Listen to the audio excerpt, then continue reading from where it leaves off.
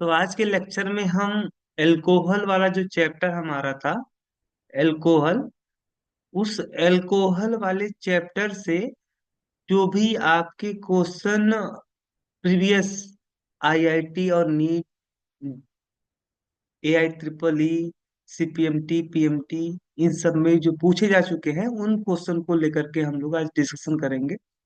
तो question number first है आपका कि वन प्रोपेनॉल वन प्रोपेनॉल और two propanol can be best distinguished by one propanol. मतलब आपका कुछ इस तरीके से ए है आपका वन प्रोपेनॉल, और ए है आपका वन प्रोपेनॉल, और ए है आपका,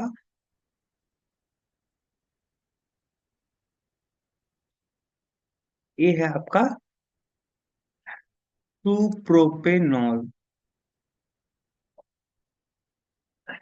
दोनों के दोनों ही क्या है, एल्कोहल है, लेकिन वन प्रोपेनॉल जो है यह 1 डिग्री एल्कोहल है, और ये जो टू प्रोपेनॉल है ये 2 डिग्री एल्कोहल है। ये 1 डिग्री एल्कोहल, और ये वाला जो है 2 डिग्री एल्कोहल है।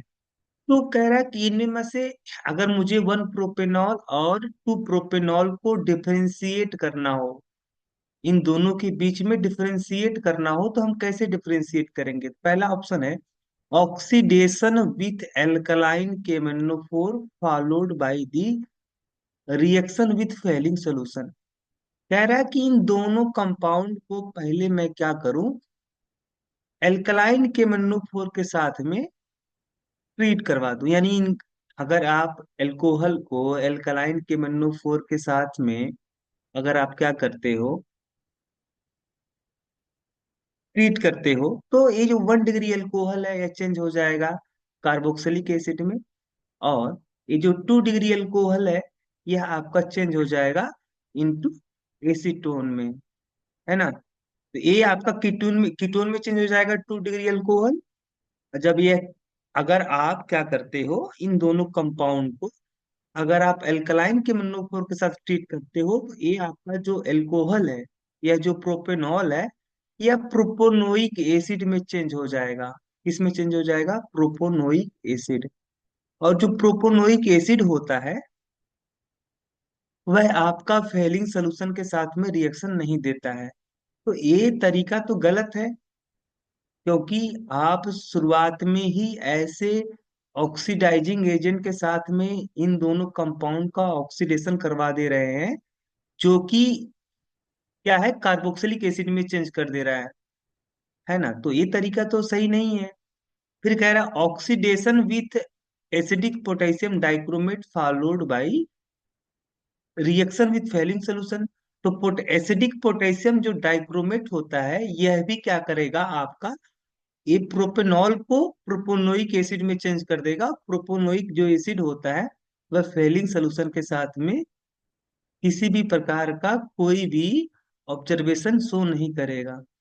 फिर अगला है आपका oxidation by heating with copper followed by reaction with Fehling solution. एक करेक्ट ऑप्शन होगा, क्यों?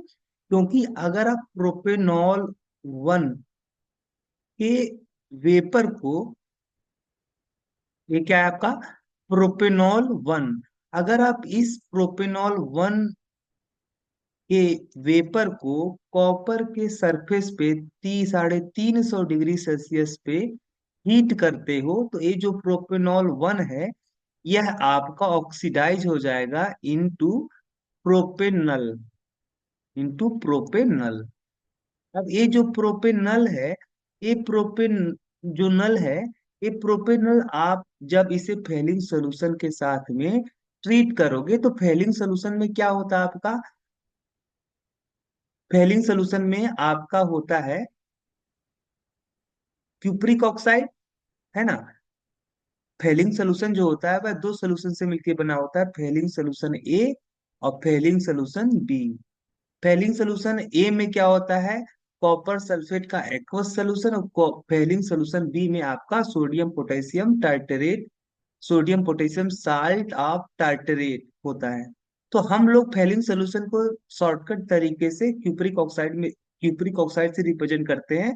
तो फेलिंग सोल्यूशन जो होता है वह एल्डिहाइड को कार्बोक्सिलिक एसिड में चेंज कर देता है, ऑक्सीडाइज कर देता है। तो जब यह ऑक्सीडाइज होगा तो क्या बनाएगा आपका प्रोपोनोइक एसिड। और साथ ही साथ ये जो क्यूप्रिक ऑक्साइड है यह क्यूप्रस ऑक्साइड में चेंज हो जाएगा जो कि रेड कलर का पीपीटी होता है। तो इसका मतलब हुआ कि फेलिंग सोल्यूशन जो होता है वह एल्डिहाइड के साथ में रेड कलर का पीपीटी देता है। तो लेकिन ये तो प्रोपेनॉल वन का हाल था। ये जो प्रोपेनॉल सेकेंड है यह इस प्रोपेनॉल सेकेंड को टू प्रोपेनॉल के वेपर को जब आप कॉपर के सरफेस के ऊपर 300 डिग्री सेल्सियस पे 350 डिग्री सेल्सियस पे आप इसे क्या करोगे हीट करोगे तो ये जो आपका टू प्रोपेनॉल है यह आपका ऑक्सीडाइज हो जाएगा इनटू कीटोन में। और यहाँ पे जो कीटोन बनेगा वह कौन सा कीटोन होगा, एसीटोन होगा। और एसीटोन जो होता है वह फेलिंग सोल्यूशन के साथ में आपका किसी भी प्रकार का ऑब्जर्वेशन शो नहीं करता है। इसका मतलब हुआ कि प्रोपेनॉल वन और प्रोपेनॉल टू को अगर मुझे डिफ्रेंशिएट करना हो तो पहले मैं क्या करूंगा, दोनों वेपर को अलग अलग करके क्या करूंगा, कॉपर के सरफेस पे मैं इसे हीट करूंगा ताकि यह जो एल्कोहल है यह आपका एल्डिहाइड और कीटोन में चेंज हो जाए। जो एल्डिहाइड बनाएगा वह फेलिंग सोल्यूशन के साथ में ऑब्जर्वेशन शो करेगा और जो नहीं बनाएगा वह नहीं करेगा। तो सही ऑप्शन होगा आपका पहले का सी।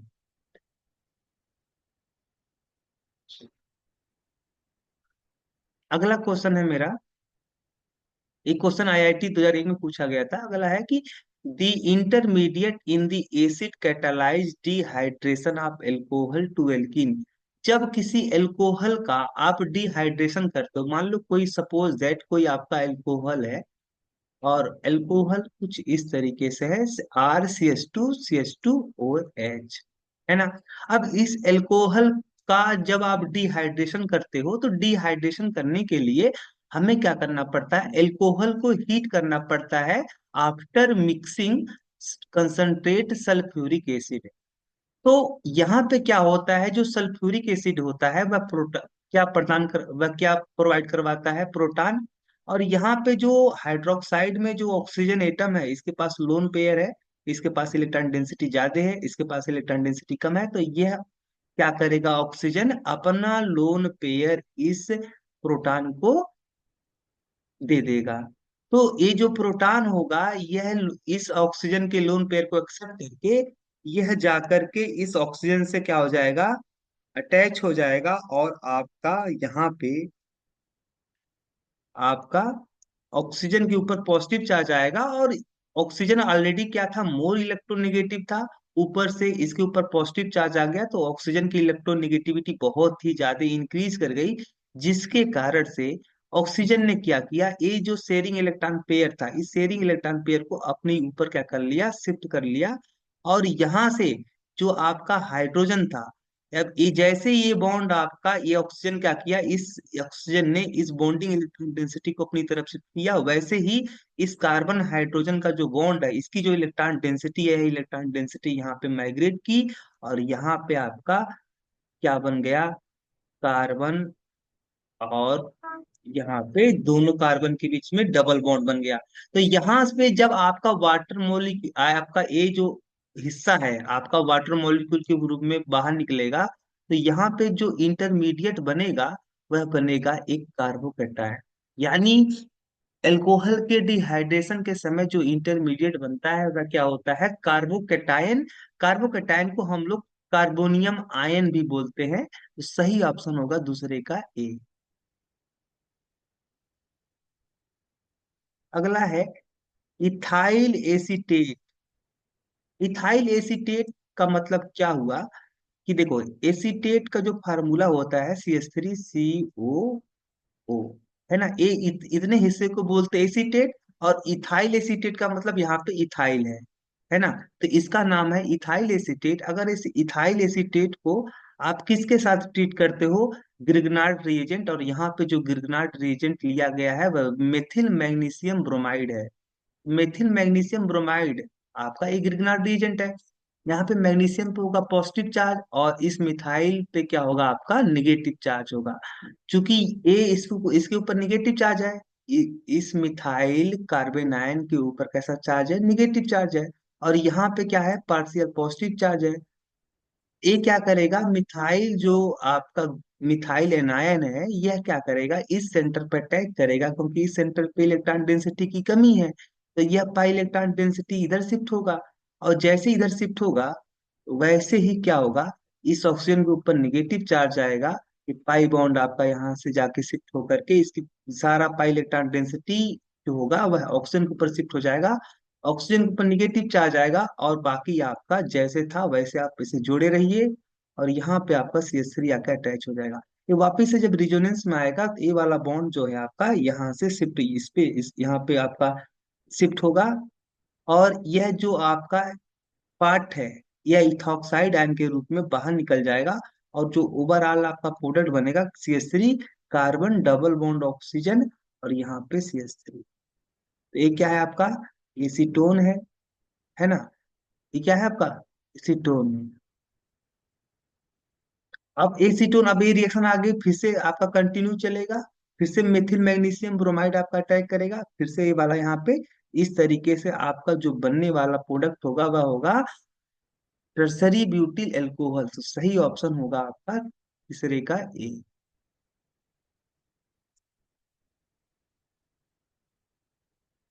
ये क्वेश्चन आपका IIT द्वारा में पूछा गया था। अगला क्वेश्चन है आपका, देख ही लेते हैं अगला क्वेश्चन कौन सा है। अगला क्वेश्चन नंबर 4 है आपका, कि ए कोई ए क्या है आपका, कोई एल्काइन है। ये क्या है आपका, कोई एल्काइन है। अब इस एल्काइन को हम लोग पहले क्या करते हैं, मर्क्यूरिक आयन के साथ में इसे ट्रीट करते हैं। तो मर्क्यूरिक आयन क्या करेगा, मर्क्यूरिक आयन, ये जो ट्रिपल बॉन्ड है कार्बन कार्बन के बीच में, इसके साथ में चिलेशन कर लेगा। और यह अगर आपका चिलेशन कर लेता है इस ट्रिपल बॉन्ड के साथ में मर्क्यूरिक आयन, तो आपका कुछ इस तरीके से यहाँ पे, इस तरीके से चिलेशन कर लेगा मर्क्यूरिक आयन। और फिर आगे क्या आ रहा है कि आपका एसिड के प्रेजेंस, एसिड का यहाँ पे प्रेजेंस है, यानी डाइल्यूट एसिड के साथ में अब इसको क्या किया जा रहा है, ट्रीट किया जा रहा है। तो डाइल्यूट एसिड, एसिड में क्या होता है, प्रोटॉन प्रेजेंट होता है। और डाइल्यूट एसिड, डाइल्यूट एसिड का मतलब हुआ कि आपका, डाइल्यूट एसिड का मतलब हो गया आपका, डाइल्यूट एसिड जो होगा, डाइल्यूट, चूंकि जो एसिड होता है वह कहाँ पे होता है, वाटर के, वाटर में होता है। तो डाइल्यूट एसिड का मतलब हुआ कि प्रोटॉन की आपका, मतलब एसिड की मात्रा कम है। अगर आप किसी एसिड को, एसिड में वाटर मिला देते हो, तो आपका जो सोल्यूशन बनेगा वो डाइल्यूट एसिड बनेगा। तो डाइल्यूट एसिड में क्या होगा, प्रोटॉन होगा, वाटर होगा, है ना। अब ये क्या करने वाला है यहाँ पे, ये वाटर आपका यहाँ पे अटैक करेगा, और यहाँ पे अटैक करेगा तो आपका कुछ इस तरीके से यहाँ पे प्रोडक्ट जो होगा बन के तैयार होगा, है ना। अब आगे चल करके ये क्या करने वाला है, यहाँ पे ए आपका, ए वाला बॉन्ड यहाँ पे शिफ्ट होगा, और ए वाला इलेक्ट्रॉन डेंसिटी यहाँ पे शिफ्ट होगा। तो आपका जो प्रोडक्ट बनेगा वह कुछ इस तरीके से बनेगा, कार्बन CH3, यहाँ पे निगेटिव चार्ज, और आपका, ठीक है, और बाकी आपका जो सोल्यूशन में आपका प्रोटॉन प्रेजेंट होगा उसको ए आपका निगेटिव चार्ज एक्सेप्ट कर लेगा, और ओवरऑल जो प्रोडक्ट बनेगा वह बनेगा PH, carbon double bond oxygen bond CH3, और यहाँ पे हाइड्रोजन, यहाँ पे दो हाइड्रोजन आ जाएंगे। तो आपका जो फाइनल प्रोडक्ट बन के तैयार होगा वो कौन सा होगा,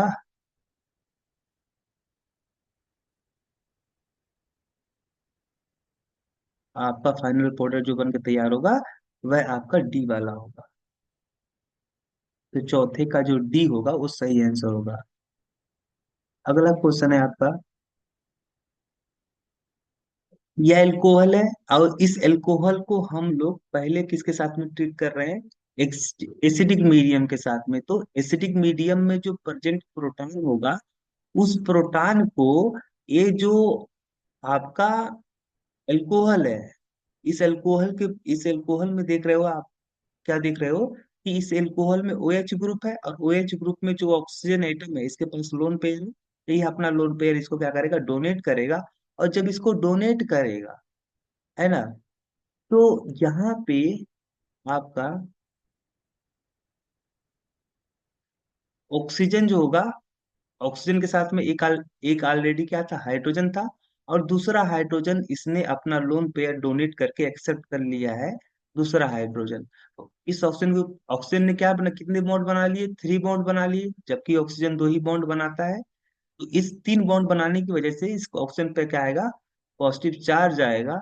और यहाँ पे आपका ACH3 आपका इस तरीके से अटैच था। अब यहाँ पे क्या होगा, ये यहाँ पे देखो, यहाँ पे क्या होने वाला है, आपका ए बॉन्ड यहाँ पे शिफ्ट होगा, और ये वाला बॉन्ड आपका यहाँ पे इस ऑक्सीजन के ऊपर शिफ्ट हो जाएगा, क्योंकि ऑक्सीजन जो होगा वह इस बॉन्डिंग इलेक्ट्रॉन डेंसिटी को अपनी तरफ, इस बॉन्ड इलेक्ट्रॉन डेंसिटी को अपने ऊपर क्या कर लेगा, शिफ्ट कर लेगा। और यहाँ पे ओवरऑल आपका एक एल्किन बनेगा, कुछ इस तरीके से एल्किन बनेगा। अब इस एल्किन का, अगर आप किसके साथ में रिएक्शन करवा रहे हो, इस एल्किन को आप ट्रीट करवा रहे हो ब्रोमीन के साथ में, इन कार्बन टेट्राक्लोराइड मीडियम। तो यहाँ पे जो ब्रोमीन होगा, वह आपका क्या होने वाला है, यह ब्रोमीन आपका यहाँ पे ऐड होगा। ये जो आपका देखिए, पहली बात, ये जो एल्कीन है, यह एल्कीन आपका 2 फॉर्म में एग्जिस्ट कर सकता है। या तो हो सकता है सिस फॉर्म में एग्जिस्ट करे, या ट्रांस फॉर्म में एग्जिस्ट करे। तो आपका एक सिस और एक ट्रांस है ना, एक सिस और एक ट्रांस।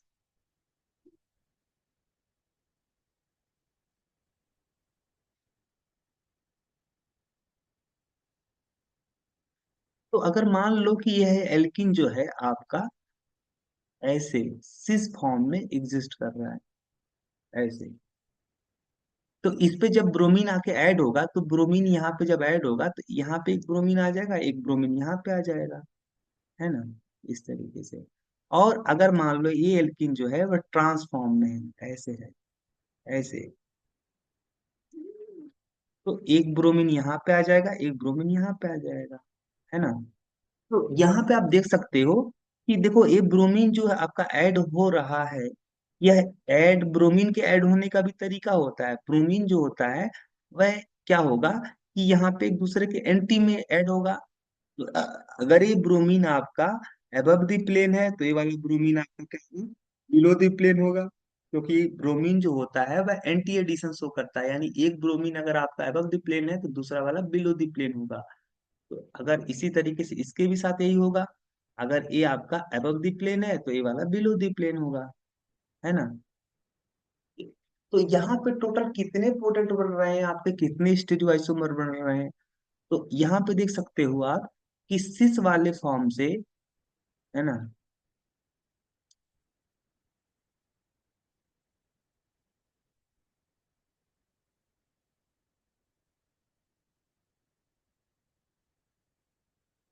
देखो, सिस और ट्रांस, इस एल्किन के 2 फॉर्म थे, सिस और ट्रांस, है ना।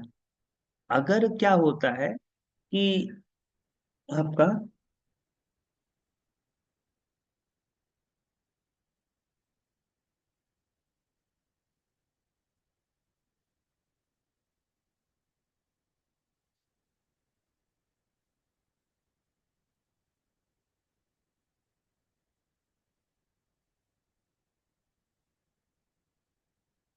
अच्छा, इसके अलावा एक एल्किन देखो यहाँ पे, अगर ए हाइड्रोजन यहाँ से रिमूव होता है, ए वाला हाइड्रोजन अगर यहाँ से रिमूव होता है, कुछ इस तरीके का एल्किन बनेगा, और ये जो एल्किन होगा वो सिस और ट्रांसफॉर्म में एग्जिस्ट करेगा।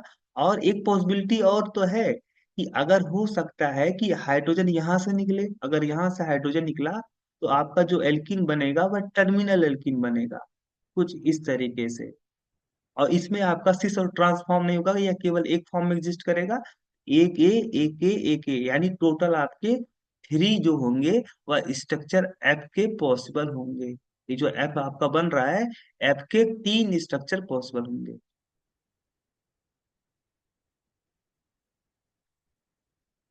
अगला क्वेश्चन है आपका कि the correct acidic order of the following. तो इसमें सबसे, देखिए अगर यहाँ पे, अगर मान लो कि, देखो तीन कंपाउंड है, तीनों में पूछ रहा है कि कौन सा आप एसिडिक स्ट्रेंथ का आपको ऑर्डर बताना है। तो तीनों कंपाउंड को पहले मैं लिख लेता हूँ इस तरीके से, इस तरीके से मैं लिख लेता हूँ यहाँ पे। अब देखो, वो कंपाउंड आपका मोर एसिडिक होगा जिसमें आप जब हाइड्रोजन निकालने के बाद में जो हिस्सा आपका बन रहा है, जो आपका एनायन बन रहा है आफ्टर रिमूविंग हाइड्रोजन, प्रोटॉन निकालने के बाद में जो हिस्सा आपका बच रहा है, वह जितना ज्यादा आपका क्या होगा, जितना ज्यादा आपका स्टेबलाइज होगा, वह आपका कंपाउंड उतना ही ज्यादा एसिडिक होगा। अगर मैं यहाँ से हाइड्रोजन निकाल देता हूँ तो यहाँ पे ऑक्सीजन पे नेगेटिव चार्ज आएगा, यहाँ से हाइड्रोजन निकाल देता हूँ तो यहाँ पे ऑक्सीजन पे नेगेटिव चार्ज आएगा, और यहाँ से हाइड्रोजन निकाल देता हूँ तो यहाँ पे नेगेटिव चार्ज आएगा।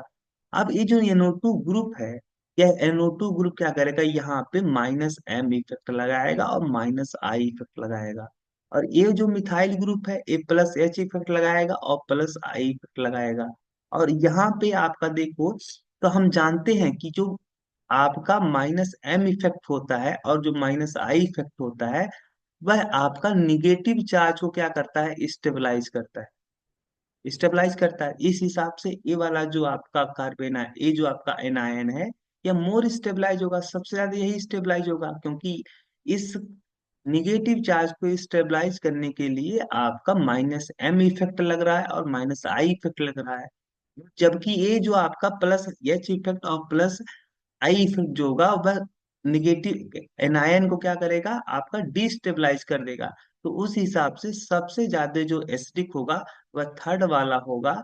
और ये तो सबसे आपका वीक चला हो जाएगा क्योंकि ये तो डिस्टेबलाइज कर दे रहा है, तो सेकंड वाला आपका सबसे लास्ट में जाएगा और उससे कम कौन होगा, फर्स्ट वाला। Third first second, third first second आपका सही ऑप्शन होगा ऑप्शन का बी। अगला है आपका the compound that will react most readily. सबसे तेजी से कौन रिएक्शन करेगा with sodium hydroxide to form methanol.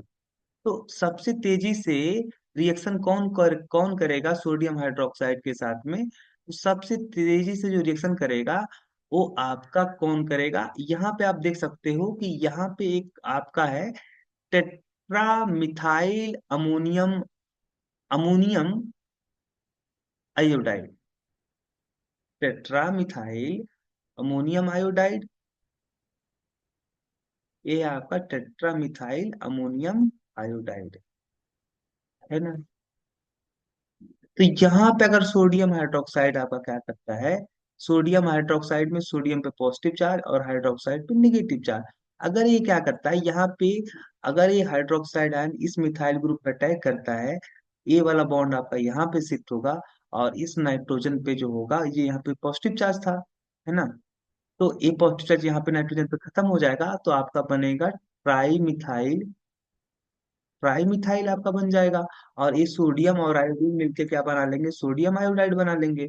और ये आपका मिथाइल और OH आपका क्या बन गया, मेथेनॉल। तो सबसे फास्ट रिएक्शन जो होगा वह फर्स्ट वाला देगा आपका।